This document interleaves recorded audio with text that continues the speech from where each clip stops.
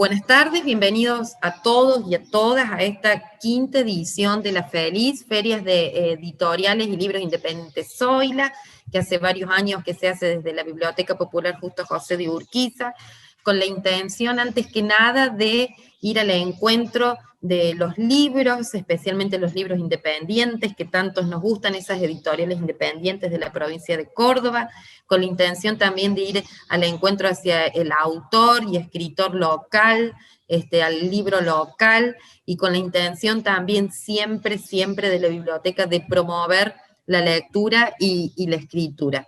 En esta ocasión tenemos este espacio especial que dimos en llamar Romper la Pantalla, con escritores locales de acá, de Río Tercero, para conversar un poco sobre la escritura y sobre la lectura, especialmente en pandemia, todo aquello que tiene que ver. Pensamos, por ejemplo, que quizás hubo en algún momento una romantización de la cuarentena en donde parecía que todos debíamos correr a hacer un montón de cosas que en otros momentos no hacíamos por estar solamente encerrados, y en esa romantización de la cuarentena parecía que debíamos leer más, escribir más, consumir más música, producir acá, producir allá, acomodar placares, bueno, etc. En el caso de la literatura, en el caso de la escritura, eso sucedió, no sucedió, fue contraproducente. Ahí no los presenté, qué mal. Bueno, antes de eso los presento. Tenemos un Zoom de lujo, tenemos a Jorge Rojo, escritor, docente y un montón de etcétera, fue secretario de Cultura también en su momento. Tenemos a Nora Rutis, también escritora, con un libro de cuentos hace muy poco tiempo editado, también docente. Sergio Colauti, con un currículum largo, tremendo, un docente que conocemos todos, que queremos muchísimo, un escritor y un referente de la cultura de Río Tercero también. A la Cris Validakis, que es una escritora enorme, de unos libros muy grandotes que están casi todos en la Biblioteca Urquiza, que son asiduamente consultados, leídos y llevados a sus casas, también docente. A Fernanda Juárez, allí detrás del nombre la van a ver, otra docente impecable, escritora y pensadora, también, ¿por qué no?, muy pensadora, y veremos si en algún momento se conecta Vilma Novik, que estuvo conectada también, que Vilma prácticamente, yo creo que no necesita presentación, porque todas y todos la conocemos en su recorrido maravilloso, especialmente en la literatura infanto-juvenil, y en su narración oral, que es el regalo más amoroso que nos ha hecho en algún momento.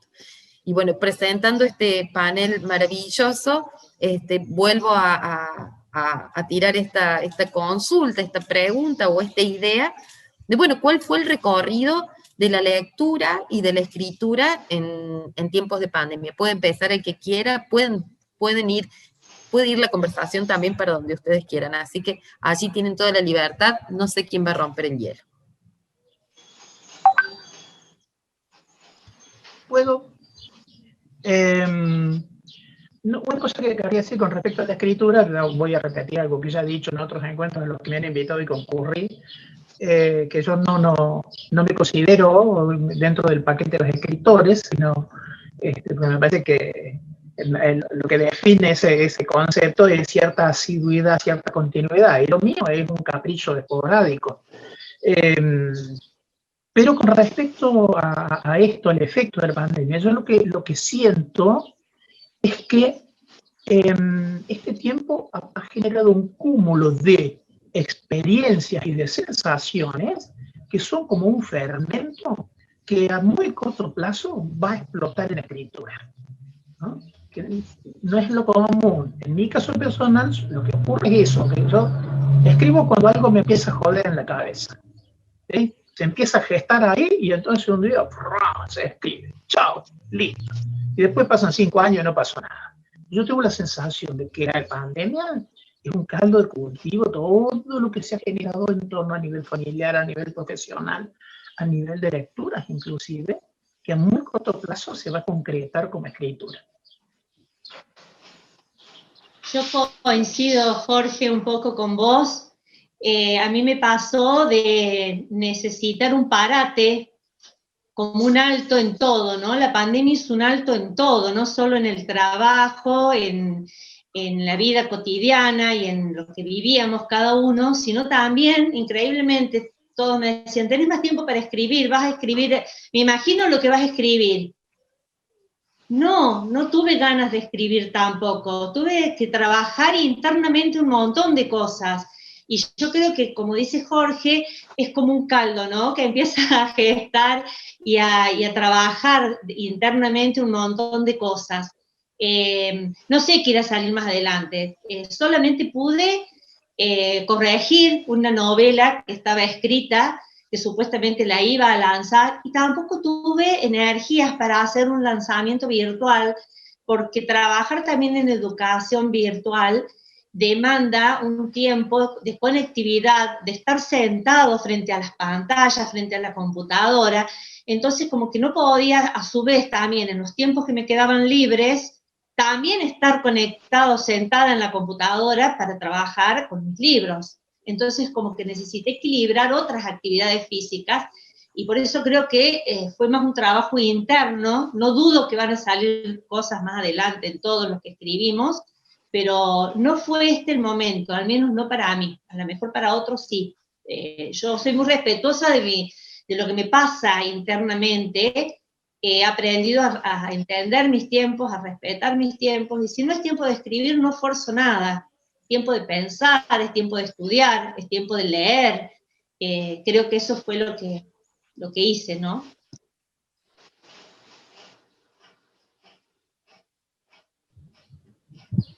Sergio. Bueno, voy. A mí me pasó algo, digamos, un poco más extraño, porque cuando empieza la cuarentena, yo ya estoy jubilado. Quiero decir, la mayoría de la gente entraba en la cuarentena, pero seguía haciendo su trabajo. Y en el caso de los docentes, por ahí ese trabajo era mayor que el anterior, en términos de tiempo y todo eso. Entonces a mí se me daba esto de estar encerrado y además sin compromiso laboral.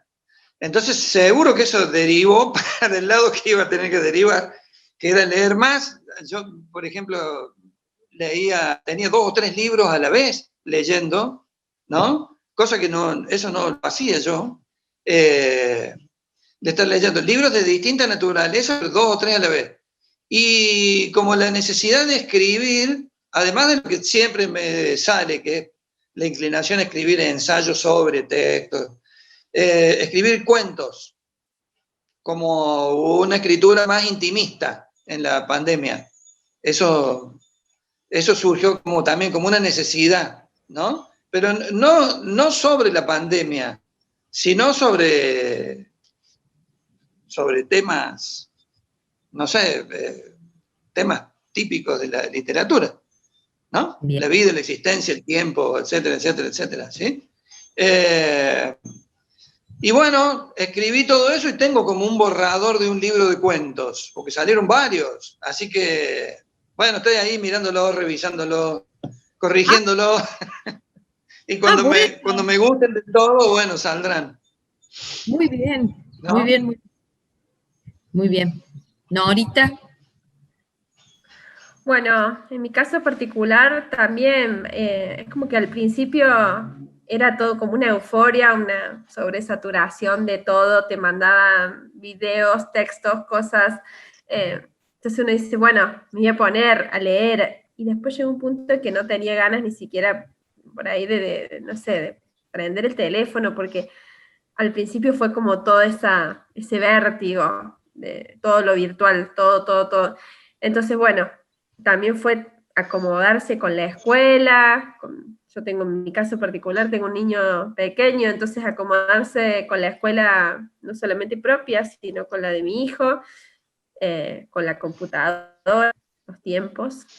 Entonces, bueno, pero también es como que arranqué por ahí a escribir un texto que no sé para qué lado irá para, digamos, si será cuento, si será otra cosa. Y después también eso que decía Jorge, a veces la necesidad sale como que explota por momentos, entonces uno necesita ponerlo en palabras, y uno va juntando. Yo por ahí tengo un cuadernito y voy juntando textos diferentes, por ahí sale como un micro relato, otra poesía o lo que fuera, y bueno, pero también eso de decir, bueno, parecía para hacer todo, y a su vez también había como una especie de desgano, algo anímico también ahí que por ahí no nos ayudaba a sentarnos y a querer decir, bueno, me voy a poner a escribir o lo que fuera. Y también los tiempos de la escuela, porque, bueno, uno no paró y tuvo que realizar otras cosas y trabajar otros, digamos, en otra metodología, que eso también llevó un tiempo, así que bueno. Y en Pero cuanto a la virtualidad, al Zoom y todo esto, y quizás dar clases o no, o esto que dice Sergio de compartir, yo he leído algunos textos de ciertas lecturas, algunos ensayos. ¿No hay como una colectivización también de la lectura desde otro lugar? Siempre la lectura ha sido como una cuestión ensimismada, más uno recogido con el libro, leyendo en un sillón. ¿Hay como una posibilidad o hay ahí una apertura? ¿Ustedes ven eso o sigue siendo lo mismo? Porque bueno, se han compartido lecturas, por ejemplo, cuando empezó todo esto, se compartió muchísimo el libro La Peste, fragmentos y fragmentos de La Peste, como si hubiéramos redescubierto aquel libro, o sea, hasta el Decamerón también en algún momento, algunas cuestiones del Decamerón, hemos tenido algunas conversaciones, bueno, ¿hubo así como una colectivización o sigue siendo la lectura y la escritura del mismo modo? ¿Va a haber un cambio con esta posibilidad de lo digital? Que ya había una tendencia a los ebooks y a los libros digitales, pero me parece que, y más en esta posibilidad de dar clases e introducir la literatura en niños y jóvenes, ¿cuál fue el desafío también de poder llevar lo literario a las casas? ¿Me permitís, Ale, o si me permiten el resto, por favor? Porque, digamos, yo me pensaba, digamos, que Pito toco en este grupete, donde hay gente que escribe, y yo digo, bueno, yo soy el tipo que le consigue clientes, es decir, que anda haciéndole leer cosas a los otros, ¿no? Porque Tú también escribís. Bueno, ya viene, lo que vos mencionabas, vos es que vos mencionás el caso de La Peste. En el terciario casualmente estaba Decamerón, lo cual nos llevó, toda la introducción de Decamerón de Boccaccio nos llevó exactamente. Y en el secundario hubo un fenómeno muy, muy lindo con el Eternauta, ¿no? Que las vinculaciones que hicieron los chicos, estamos hablando del sexto año, las vinculaciones con la pandemia fueron geniales, ¿no? Al margen de esto, yo lo que veo, por ejemplo, he notado que, por ejemplo, hubo cosas que se perdieron o que requirieron un replanteo, ¿no? Yo lo veo en el secundario especialmente, en el terciario un poco menos quizás, pero es esta cosa de la pérdida de la lectura en grupo, ¿no? Es decir, pues no todos tienen el recurso para que estemos en una reunión virtual y podamos leer juntos para poder ir explicando palabritas que no se comprenden y todo lo demás. Entonces, eso a su vez ha demandado la supresión o el reemplazo de algunos textos, ¿no? Pero no estoy hablando de cosas extremadamente complejas, porque ahora lo que ha pasado era, bueno, antes leíamos en el aula, ahora la cosa consiste en pasarle el texto al chico y bueno, tírate a la pileta, negro, después vemos, ¿no? Después viene la consulta y todo lo demás. Pero, por ejemplo, suponte, un texto que a mí me gusta mucho trabajar en secundario, que es ¿cómo es que se llama esto? Santos Vega. Santos Vega es un libro bastante un texto, un poema muy interesante para definir una época muy particular de la historia argentina. Pero en sí es un texto muy simbólico. Podés tirárselo a un chico del sexto año y decirle, bueno, salí a cazar símbolos. No, ¿no? Entonces es como que por un lado, lo que yo siento que se ha perdido en la pandemia es esta posibilidad de leer juntos, ¿no? Mira. Y del mismo modo el tema de la respuesta colectiva. ¿no? En el aula, un chico te hace una pregunta y vos le respondés a ese chico, pero le escuchan los 30 compañeritos. Ahora, si surge la duda, tenés que responder 30 veces la misma preguntita que te van a hacer todos, ¿no? Muy interesante eso de que se perdió entonces la lectura colectiva en el aula, en ese sentido, es como un buen punto. Me parece que es muy buen punto. Ahí Fernanda se conectó, ¿me está escuchando, Fer? ¿Bien ahora? Hola, Fer. Ay, perdonen. No sé por qué no quiso la Pero ahora conexión. quiso. Sí, intenté por todos lados, toqué todo, creo que desconecté todo, no sé ahora qué va a andar. Pero ahora está impecable. Sí, no sé si querés retomar, si escuchaste algo, si querés aprovechar. Nada. Bueno. Escuché frases así todo muy sueltito, pero no importa, yo voy... Bueno, comentaron un poco su experiencia en la pandemia y en el encierro en cuanto a la lectura y a la escritura, más que nada vos que producís también y lees bastante, así que no sé si querés retomar eso o querés adherirte al comentario de Jorge, que estamos conversando también, si esta metodología del encierro, esta metodología de lo virtual, ayudó a colectivizar o no la lectura, y cómo se hace para transmitir eso en las aulas también, o trabajar un poco en el aula, el traspaso, el romper la pantalla, en cuanto a lo que tiene que ver con compartir la palabra y llevar la palabra.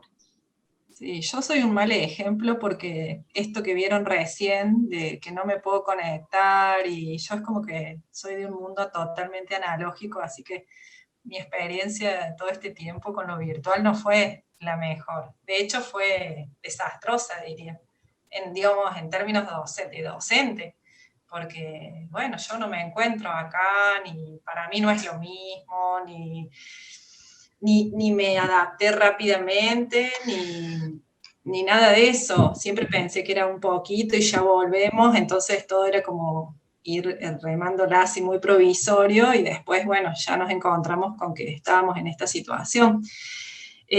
Con respecto a la lectura, digo, en términos así de enseñanza y de lo que nos pasó en las aulas, bueno, también fue como muy difícil poder pensar ahí algunas alternativas. Me parece que todo era así como estos diálogos interrumpidos, todo muy desconectado, pero por eso digo, mi experiencia, yo sé de otros docentes que han estado felices, que han podido hacer muchas cosas.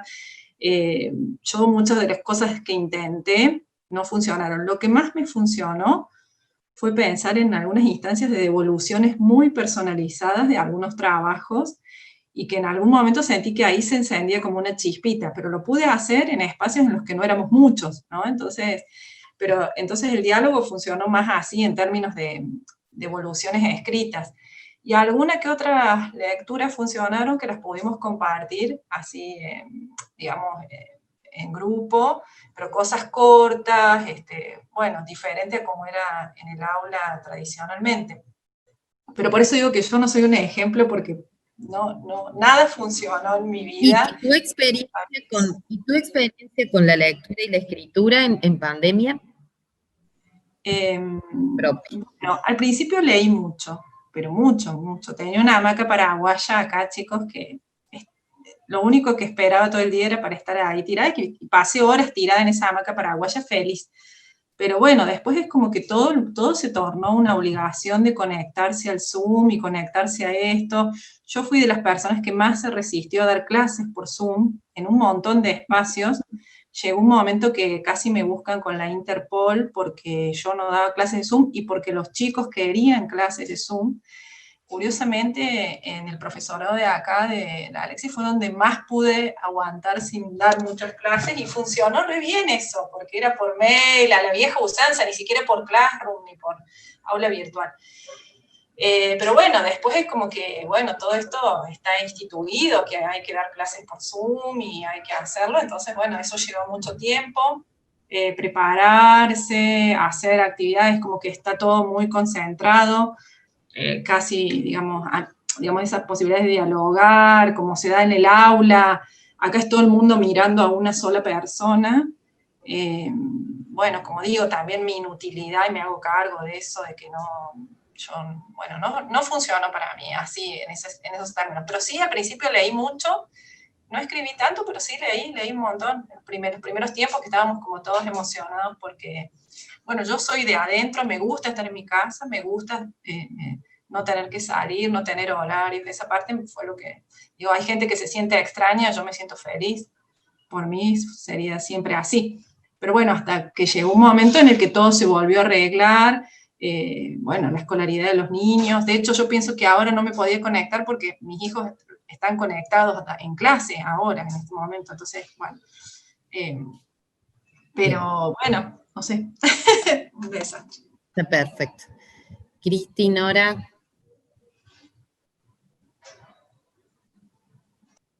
Bueno, a mí se me corta mucho, no sé si me escuchan. Sí, sí. Ah, porque recién es como que todo trabado tenía. Son cosas de la virtualidad. Bueno, no sé, en cuanto a las clases, en definitiva yo me sentí en parte un poco cómoda al principio, en el sentido que, bueno, que había cosas que yo había empezado a experimentar un tiempo antes, entonces es como que ahora me sentía como tranquila a la hora de tener que plantear las clases virtuales, porque dije, bueno, sería como mejorar algo que quizás yo venía por ahí documentando.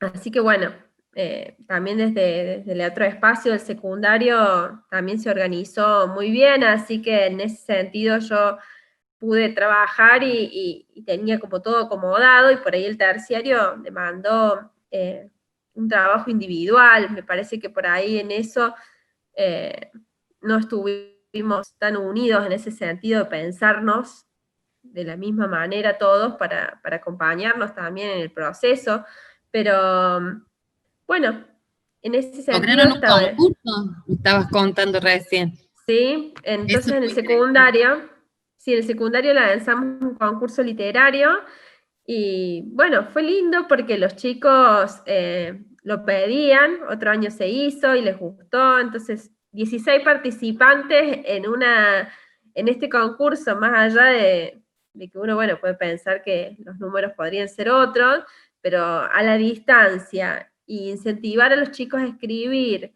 y animarse, y bueno, para nosotros fue súper productivo. Así que en ese sentido estábamos muy contentos, y también uno pudo trabajar el tema de, bueno, dejamos un poco de lado algunas cuestiones y decir, bueno, vamos a escribir, porque los chicos me parece que sentían la necesidad de hacerlo en este momento, y bueno, surgieron textos y no sé, historias muy hermosas.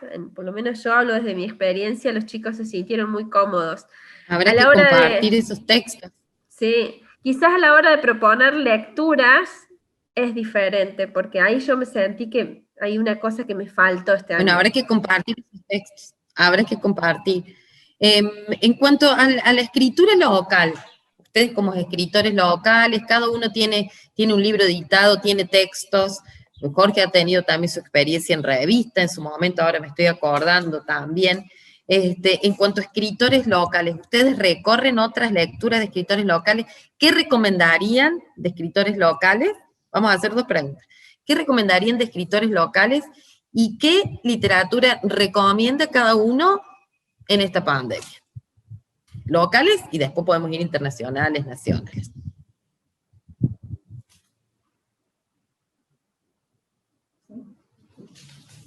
A ver.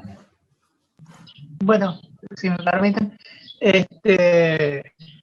a ver, en el terciario para mí es imposible. Imagínate, yo doy literatura clásica griega y latina, así que muchos escritores locales en latín no hay.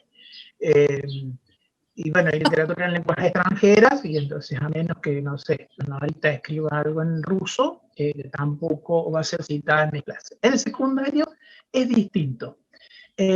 Porque allí incluso hicimos el año pasado una experiencia muy linda para participar en un certamen que creo que lo organizaban, yo no me acuerdo si algo de bibliotecas escolares o bibliotecas populares, una cosa. Entonces, claro, hubo intenciones de participar, y lo que se proponía era que habláramos sobre libros de autores locales que tuviéramos en la biblioteca de la escuela. Así que ahí me fui de cabeza, revisé la biblioteca y la encontré ahí encontré la gente rara ahí se me fue el nombre, mirá, ¿cómo Azucena Guiraudo. Azucena, eso, Azucena. Yo estaba buscando el nombre. Bueno, entonces trabajamos con los chicos ese librito, encontramos otros cuentos para hablar de nuestros crímenes, le hicimos una entrevista a Azucena, hicimos un video. Los pibes es como que se sorprendieron de que en su pueblito, en su aldea, pudiera haber una escritora de renombre, ¿no? Entonces fue una experiencia hermosa. Más allá de eso, yo creo que un poco por el mandato de los diseños curriculares, no siempre, en mi caso yo doy quinto y sexto, por ahí es un poco más limitada la posibilidad de trabajar autores locales, lo cual no ocurre con los cursos bajos, por ejemplo, de primero a tercero. Pero si yo tuviera que rescatar hoy algo para decir, miren chicos, lean esto, yo rescataría cosas de la Pola Furlani, por ejemplo. Muy bien.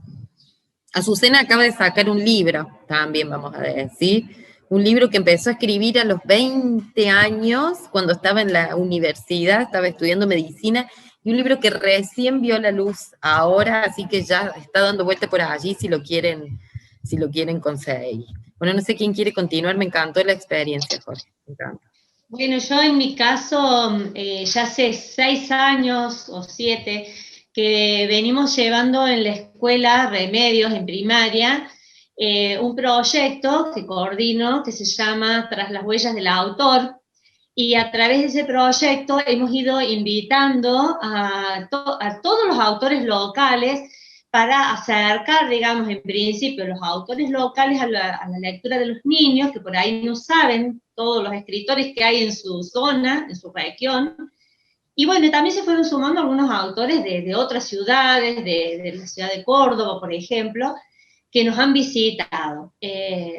Tuvimos realmente la suerte de que en ese proyecto, en el año, nos visitaron hasta 10, 12 escritores, que venían, traían sus libros, les contaban, incluso los agrupábamos por nivel a los chicos, aquellos los más chiquitos, a lo mejor con lecturas. Nos ha visitado, bueno, Vilma Novik, Susana Trespi, bueno, Sergio no, pero ya ahora que estamos desocupados, el año que viene nos visitará. Hemos invitado a todos los que hemos ido pudiendo, de acuerdo también al interés de la lectura de los niños, porque también hay que ir buscando que tenga cierta lógica con los ejes que atraviesan la escuela. Nuestra escuela trabaja siempre con un eje transversal, que cada año elegimos un eje diferente. Entonces también los autores que buscábamos desde la literatura tratábamos de que enriquecieran desde ese lugar. Y la verdad que ha sido muy valioso por el hecho de que también los adultos, padres, familias y docentes, también nos hemos enterado de las lecturas propias de nuestra ciudad. Este año no lo hicimos porque no los podíamos invitar presencialmente, y la verdad que los tiempos fueron tan locos, cómo se manejó todo, y tan difícil esto de la virtualidad, más allá de que yo soy muy tecnológica, que hacía muchos años que ya venía trabajando desde la tecnología, también me dio trabajo poder pensar un aula distinta, ¿no? Desde Classroom, desde Zoom, desde un montón de lugares que pudiera ser rico, sobre todo en el terciario. Pero bueno, yo considero que hay que fomentar un poco más la lectura de lo cercano, y no solo, digamos, todos los libros que se acceden en las plataformas, en las bibliotecas, sino también saber que hay autores locales y muy valiosos, y que está creciendo muchísimo la literatura de Río Tercero. Entonces, y con gente muy joven. Nosotros hemos tenido escritores sumamente jóvenes en la escuela, y los chicos no podían creer, y les fascinaba cara a cara con un escritor tan jovencito, y que ya tenía esa producción literaria, ¿no? Eso es maravilloso, y yo creo que estimula no solo a leer, sino también es un caldo de creación de nuevos talentos en la literatura. También he tenido ya en el trayecto, uno como docente de tantos años, alumnos que me han contactado y que están escribiendo y que querían que les viera un trabajo o que se los corrigiera, pero el solo hecho de que ya estén estimulados a escribir, yo digo qué importante, qué es lo que se puede hacer dentro de una escuela para fomentar la escritura, la lectura en diferentes géneros. Bien, bien. Nadie se anima a decir autor específico, se animó ahí Jorge un poco, pero está muy bien. Hay que decir, vamos a aprovechar, hay que decir que todos los libros, la gran mayoría que van a nombrar, y creo que me animo a decir, de escritores locales, están los textos y los libros en la biblioteca popular. Eso es lo menor. El otro día conversando en un vivo, ya en el marco de la Feliz, con Carolina Pitinari, conversamos sobre la heterogeneidad y la variedad de textos, de géneros y de propuesta literaria que tiene la biblioteca en sus textos, y también se ve reflejado en la variedad y en la cantidad de textos de escritores locales. No quiero dejar de mencionarlo porque allí está todo el material también para que si quieren trabajar o quisieran trabajar desde cualquier ámbito, desde cualquier lugar. No quería dejar de mencionar eso. No sé, Fer, Nora o Sergio. Sí, no, para agregar un poco la línea de lo que decían. La ciudad tiene una historia corta, pero 100 años son 100 años. Entonces, en la literatura ya tiene como sus clásicos la literatura local, ¿no? A los nombres que se refirió Jorge, Azucena, Pola, agreguémosle, ¿por qué no?, Cristina misma, Mario Tresec y otros, ¿cierto? Van conformando como esos textos por los que hay que pasar, hay que leer, todos tienen cosas interesantes para decir. Y además tienen un modo de decir que corresponde, bueno, a la generación a la que pertenecen, etcétera, etcétera. A eso sería interesante agregar los poetas nuevos. La biblioteca publicó el libro Desbordes hace unos años, en donde estaban todos poetas menores de 40. Y ahí ese libro uno puede recorrerlo y ahí hay también cosas muy interesantes, porque aparecen poetas, digamos, de cierta vanguardia, si queremos llamar así, pero que hay otra relación con el lenguaje, otra relación con los textos, correspondientes a otra generación, por supuesto, en Dastugue, en Rocío Pochettino, en el Manu Esnaola, bueno, también cosas muy interesantes para leer y para detenerse, ¿no? Y me parece que en la narrativa yo sugeriría el Noveno Círculo de Esteban Garayalde, que me pareció una buena novela, es también de estos años, bien escrita, tiene densidad, tiene, como se dice ahora,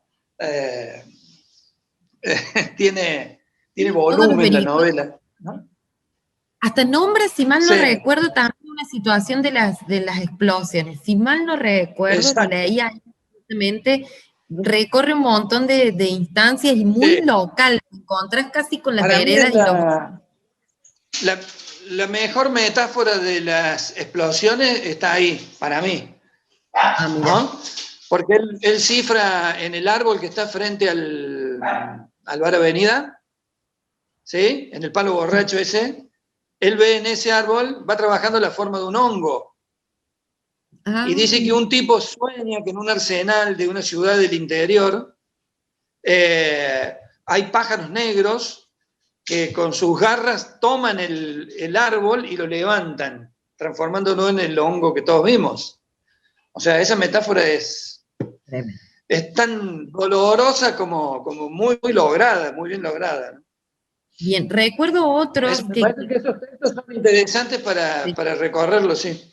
Recuerdo otros del desborde como Juan Bianchini, que me gustaría nombrar, Pitti, el amigo de Pitti. Bueno, fue interesante ese trabajo también. Algunos continuaron con la escritura, otros no. Y ahora hay otra nueva camada también, otra nueva generación Porque eso Sí. ya no son más, menos de 30 ya son más de 40 ahora, porque eso fue en el 2008, Sí, 2009, me acuerdo.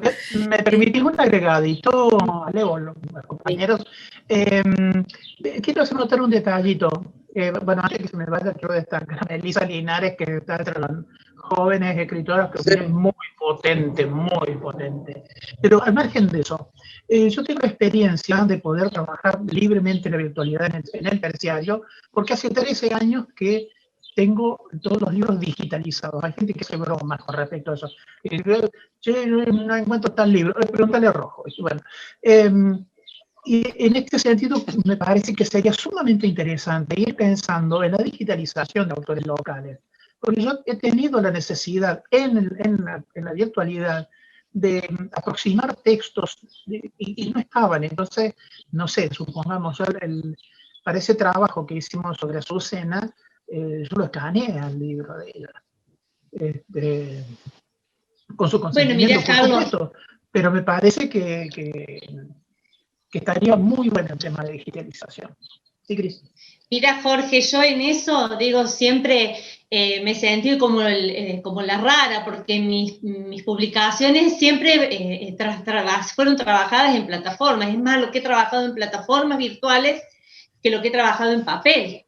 Y es más, algunos de mis libros directamente están todos en plataforma y no están en papel. Y yo me doy cuenta que me costó muchísimo que la gente dijeran, pero está el libro, lo podéis, más hay libros de descarga gratuita, y te dicen, no, pero me gusta el papel. Sí, a mí también me encanta el papel, pero nunca, como en esta época, entendimos el valor de los libros, de los ebooks, de los libros digitalizados, del PDF, porque era la forma a la mejor de tenerlo, o de acceder a lecturas que de otra forma no accedemos, como dice Jorge. Yo creo que esa es otra cosa que viene a hacer revisar la pandemia, el uso de los libros digitales. Y cada vez hay más libros digitales y libros incluso que no se consiguen de otra forma, que no accedemos de otra forma. Entonces eso también es una cosa a revisar en las escuelas, ¿no? No dejar de lado el valor que tiene el libro de papel, porque a todos nos encanta, nos va a seguir gustando. En algún momento existió un debate sobre si iba a desaparecer el libro en papel. No va a desaparecer nunca, siempre va a estar, creo. ya no me atrevo a hacer afirmaciones tan taxativas, pero el ebook ha cobrado una importancia muy grande en este mundo y en la educación, no solo en la parte, digamos, recreativa, ¿no? Bueno, yo quería, con respecto a los autores locales, rescatar una experiencia que se dio en la escuela de mi hija, en tercer grado, que se trabajó a lo largo de toda la pandemia con Popurquizo, de Vilma Novik, y se fue trabajando así en capítulos, ¿no? O sea, yo lo fui conociendo a partir de que su maestra decidió trabajar con ese texto, bueno, que trae la idea de un duende que está en la biblioteca, y a partir de ahí va recuperando toda la historia de Río Tercero. A tal punto, digamos, mi hija se interesó y yo también digamos, por cómo estaba contado y por la hermosa, bueno, escritura de Vilma Novik sobre nuestra ciudad, digamos, todo me parecía muy significativo, que en un momento hasta se propuso que los propios estudiantes, los propios alumnos de tercer grado, fueran leyendo esos capítulos y los grababan para compartirlos con los otros compañeros.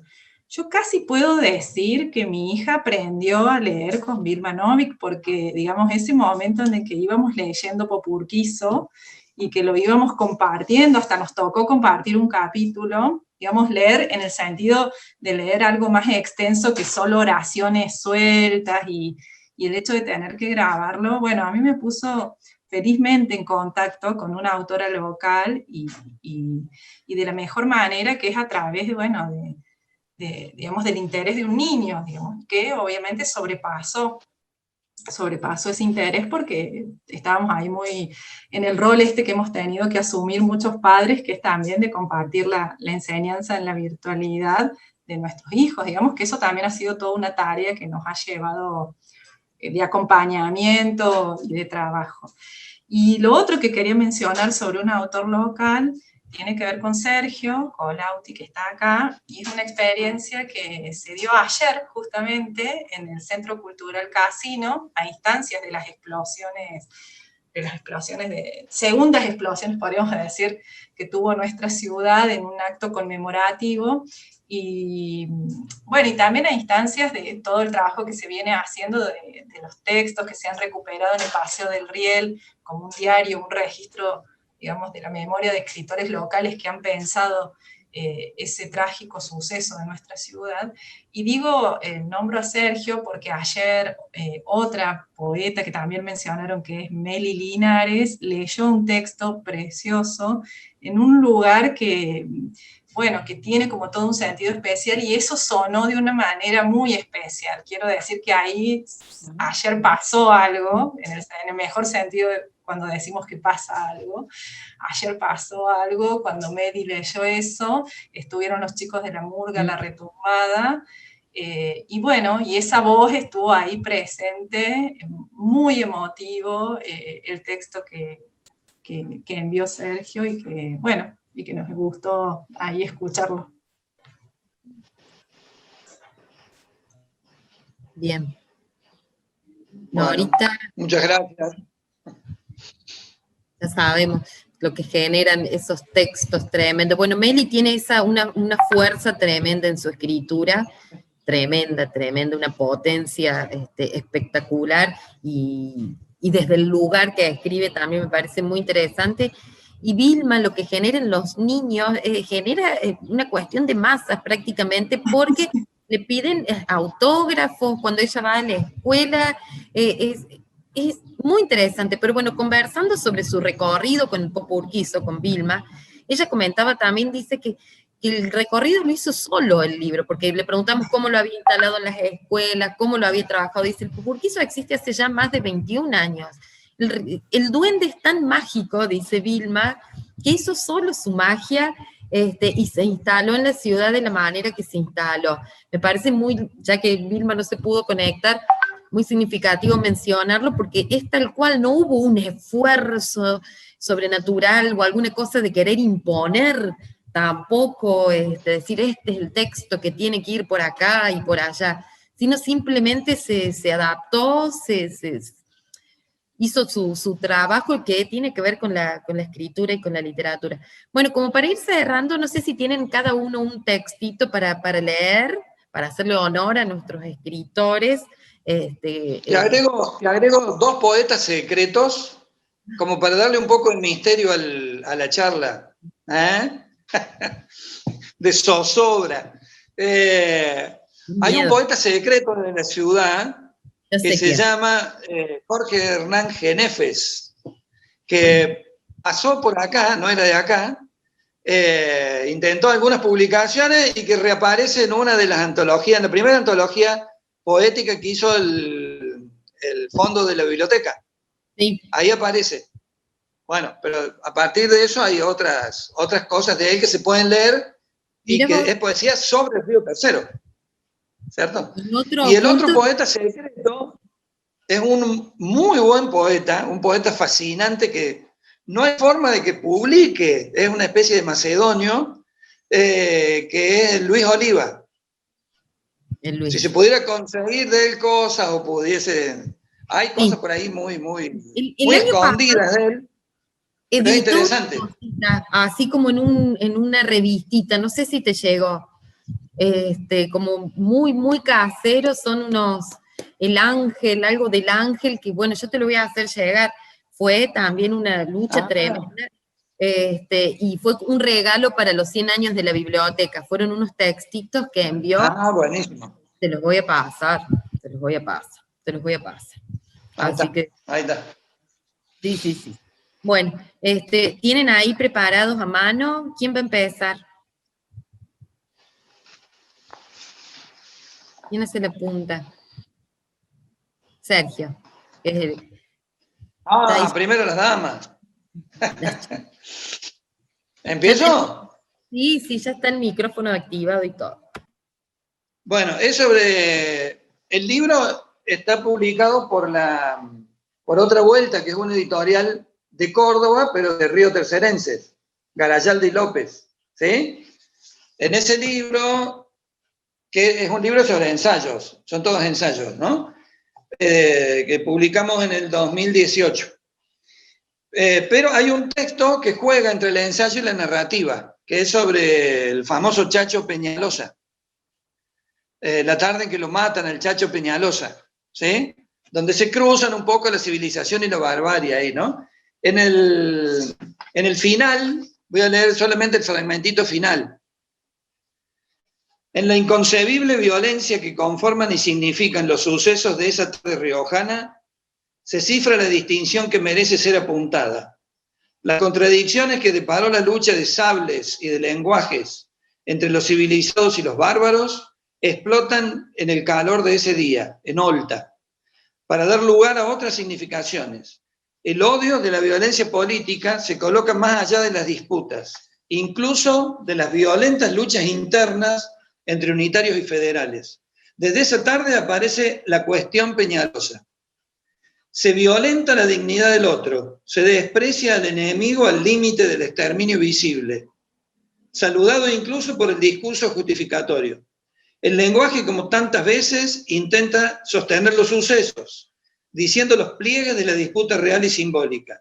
Pero cuando aparece la cuestión Peñalosa, como cristalización del exterminio convertido en mecanismo del odio político, el lenguaje se diluye, pierde su función y su sentido, se desvanece en sombras. Si el escenario ha sido ocupado por la violencia extrema y deshumanizada, entonces no hay sitio para la lucha de los lenguajes, porque es el lenguaje el que ha sido desplazado. ¿Cómo decir? ¿Qué más decir cuando cae la tarde riojana del 12 de noviembre de 1863? Otros episodios prefiguran esa tarde de la caliente muerte. El fusilamiento de Dorrego a manos de Lavalle, general a cuyas órdenes trabajó el joven soldado Peñalosa, para extender y comprender las sangrientas vacilaciones de la historia. O la expanden en la experiencia contemporánea. El brutal asesinato del escritor Rodolfo Walsh, cifra de los estragos del terrorismo estatal y embrión lastimoso de lo que vendría. Los signos que configuran esos hechos reconocen variantes e invariantes. Persecución, secuestro, fusilamiento, degüello, desaparición. Pero juntos dan cuenta de la violencia inenarrable. La crueldad donde el lenguaje se vacía, se convierte en mueca, en síntoma, en angustia interrogada. Pero también es regreso circular a la tarde en que Irrazábal le quitó la lanza a uno de sus soldados para traicionar la serenidad del Chacho, sangrante y dolido bajo el calor ingobernable de la historia. Bueno, eso se llama el Chacho, la cuestión Peñalosa en la lectura incesante. Honor y gloria al Chacho.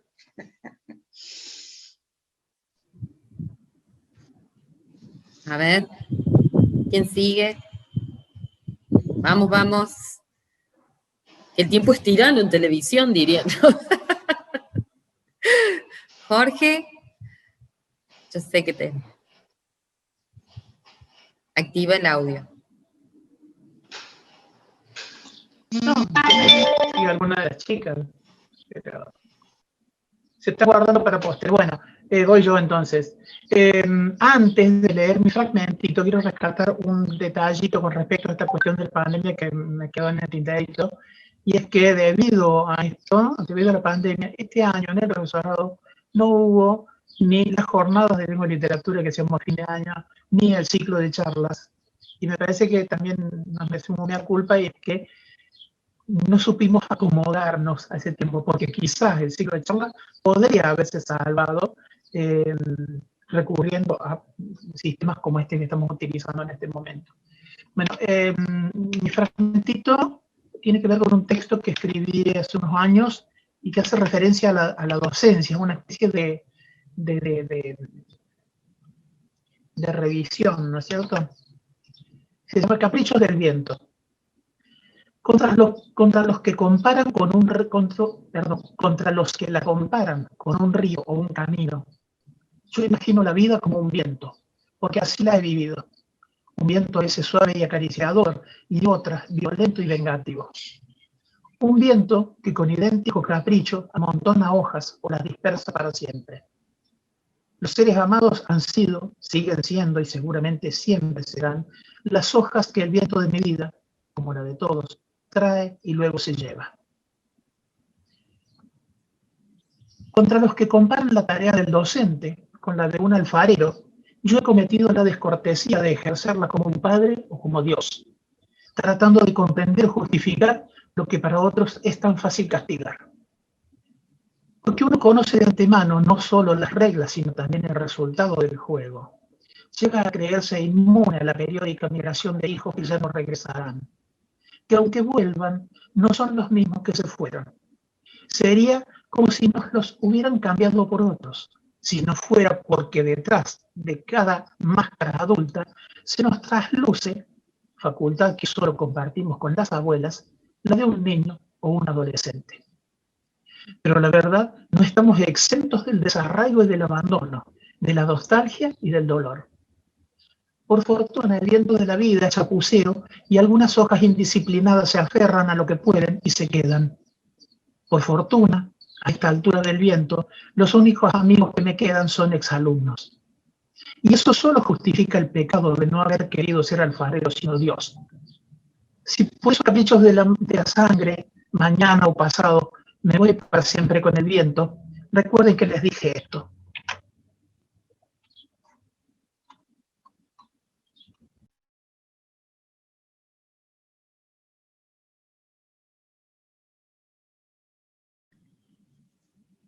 Chicas, Cristi, que te veo con el libro en la mano.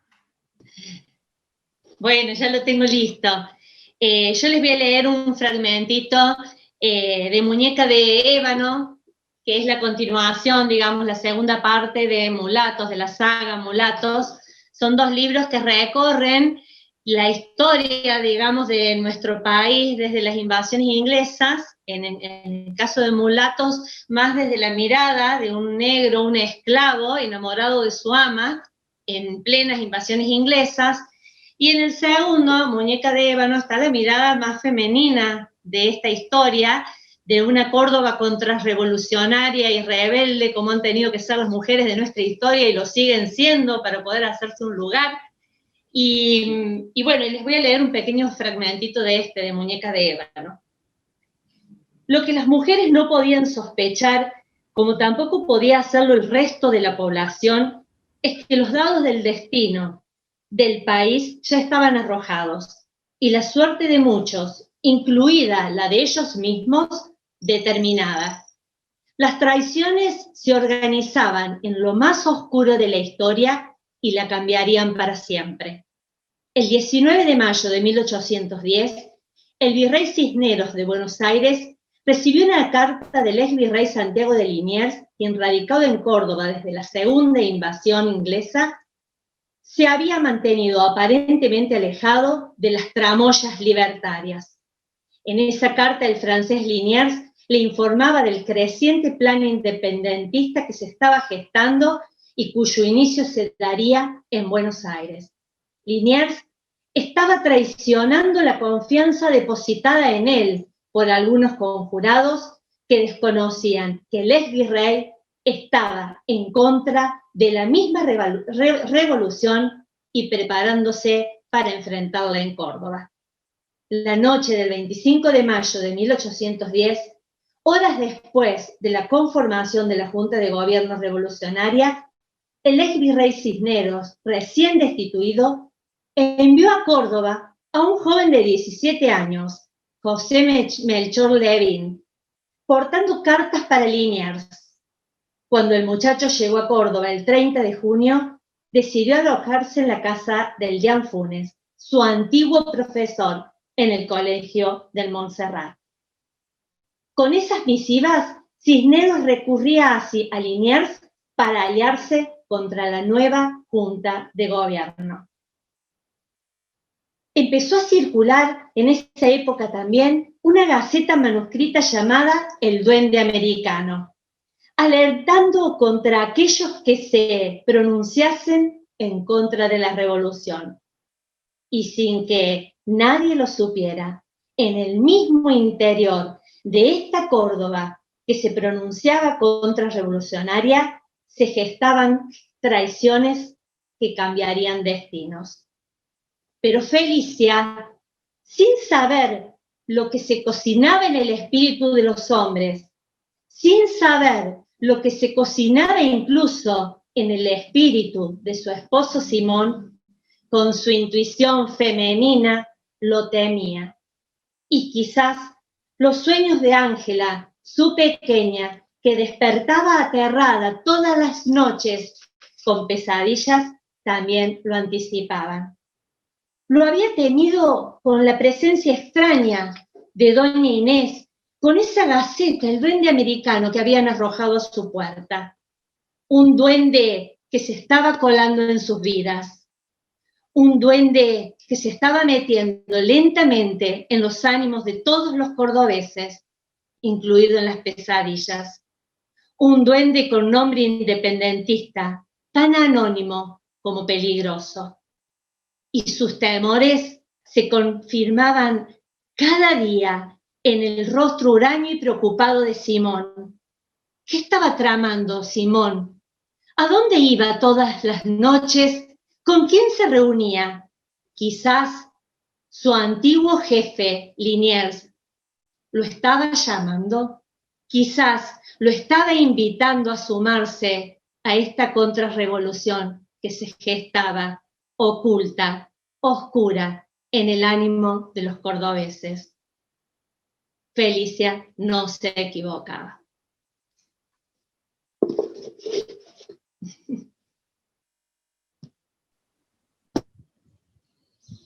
Fernanda y Nora, a ver, vamos. Bueno, si quieren, Norita. es un fragmentito de un cuento del libro Cubo Blanco, que salió en el 2018. Se llama Detrás de las nubes. Una nube pequeña en el ojo, dijeron los oftalmólogos hace un par de años atrás. Una nube que poco a poco creció, copando el ojo, los dos ojos. El día se volvió noche, la noche se hizo larga, interminable, pero la falta de horizonte no bloqueó el resto de la visión. No oscureció el espacio que se ve con la imaginación. Es por eso que Marcial, amante de las letras, del picoteo filosófico, de las lecturas avergonzantes pero placenteras, de la escritura con rima, quiso seguir mirando el mundo. Marcial Reyes, nacido en una familia instruida, que lo acercó a los libros desde temprana edad, estudió un par de carreras que no finalizó, aprendió un par de idiomas que rara vez puso en práctica. No obstante, le gustaba ir al bar y brindar algunos monólogos plagados de erudiciones. En esos años locos de juventud, Marcial conoció gente, fue militante en el dicho, pero no en el hecho, circuló por los pasillos y las aulas de la universidad, trabajó en algunos lugares, asistió a fiestas hippies, algunas de la alta sociedad, asaltos típicos y fiestas under. Pudo contemplar diferentes versiones de ese mundo que lo circundaba. En medio del ajetreo social conoció a Beatriz Monte, una muchacha hermosa, dulce, cariñosa, un sinfín más de adjetivos que la describían en esos largos poemas acalorados que él le dedicaba. Ella conoció a ese joven impulsivo, verborrágico, conocedor de universos, que pregonaba su carisma y compromiso con el mundo. Ese mundo que no había pisado jamás, pero que había leído hasta el punto de creer que podía reconstruirlo con las palabras.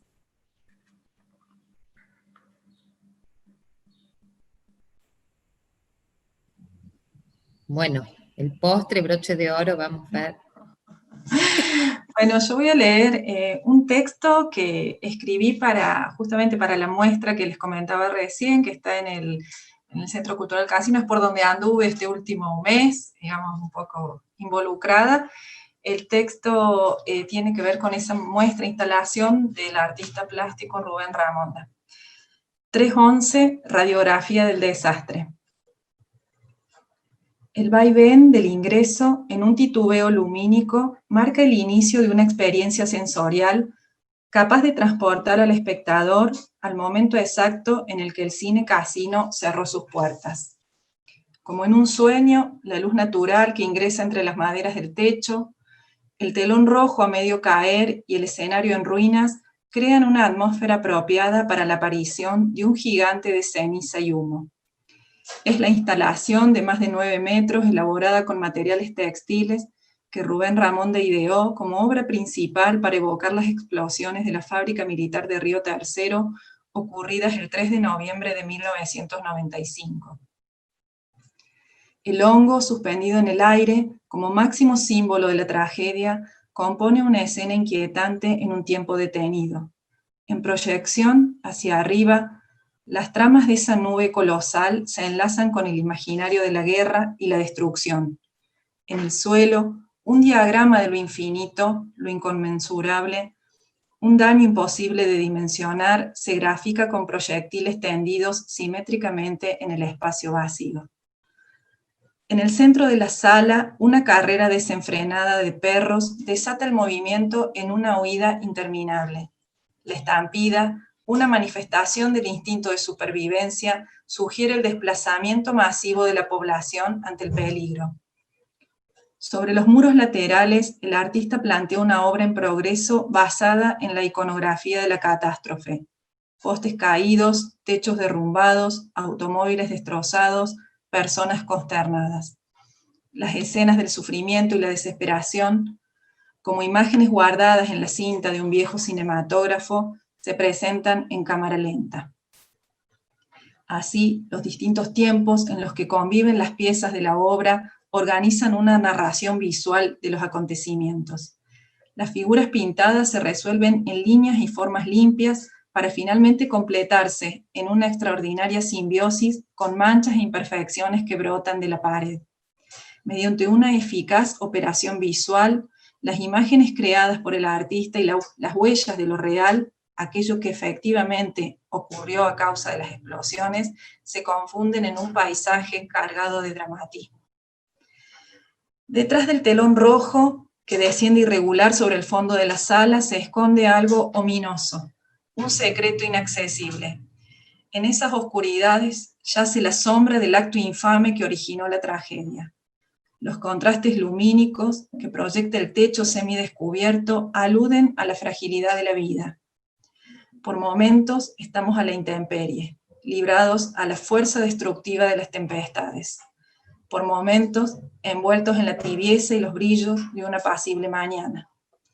La experiencia dentro de la sala, similar a la de la cueva, el templo, el cine, el museo, la biblioteca, remite a un momento de ensoñación. Nos sentimos dentro de una cavidad humana, un refugio para la creación donde el miedo y la protección están perfectamente equilibrados. En ese estado ideal, a 25 años de las explosiones, recordamos que un día estuvimos listos para volver a nacer.